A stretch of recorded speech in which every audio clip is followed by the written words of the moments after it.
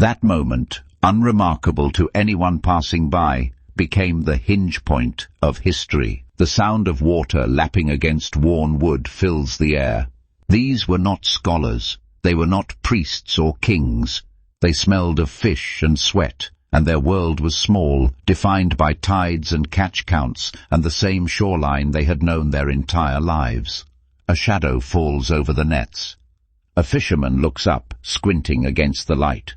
The question that follows is simple but loaded with skepticism and something else, something that feels almost like hope. Follow you? Where? The answer was never a destination on a map. It was a person. It simply arrives, unexpected and unearned, and asks if you are willing to receive it. A table covered in Roman coins, a ledger full of numbers that represented something far heavier than money. Matthew collected taxes for the empire that occupied his homeland, which made him a traitor in the eyes of his own people.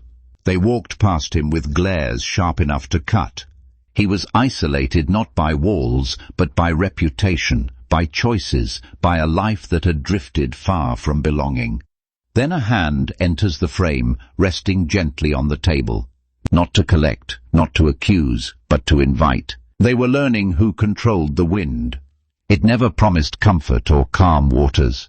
In the middle of a pitch-black night, lightning split the sky and revealed a small wooden boat being thrown violently across giant waves. Men who had spent their lives on water were screaming in panic. Everything they thought they knew about managing the sea meant nothing in that moment. And then one of them, Peter, climbed over the side of the boat and stepped onto the water. 2 steps, maybe 3. Then his eyes moved from the one who called him to the waves surrounding him, and he began to sink. The cry that tore out of him was raw and desperate. The puzzle pieces were beginning to arrange themselves into something that would eventually change everything. 3 years of watching blind eyes open and dead men walk out of tombs. 3 years of crowds and miracles and conversations that rewired everything they thought they understood about God and humanity. Then came a quiet evening on a dusty road at golden hour, gathered around a small fire, and a question that cut straight through all of it. Who do you say that I am? Not who do the crowds say. Not what do the religious leaders think. Who do you say that I am?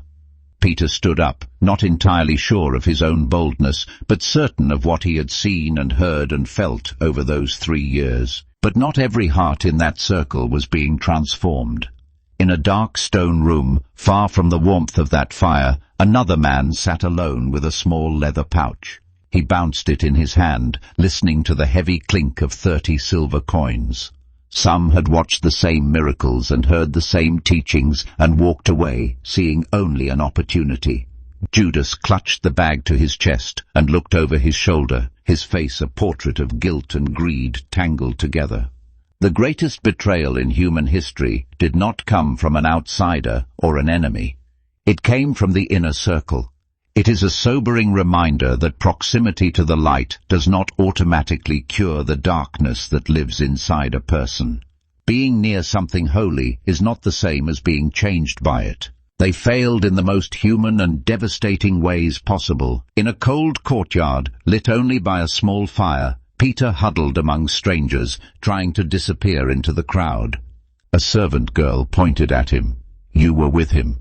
You are one of them. And the man who had walked on water, the man who had declared him the Son of the living God, backed away with panic flooding his face. I do not know the man. 3 times. Then a rooster crowed somewhere in the distance, and Peter froze. The realization crashed over him like a wave he could not outrun. He dropped to his knees and wept bitterly into his hands. When the pressure finally arrived, their courage shattered. They fled. They hid. Are you ready to drop yours? Open the Gospels. Read their story. Ask yourself what he is calling you to step out of the boat and do. Early light streamed into a dark, rocky cave. The stone was rolled away.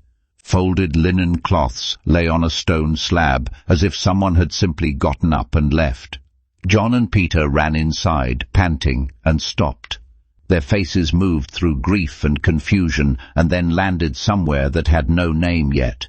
He was not a memory, he was alive. And when he returned, he did not come back to scold them for running.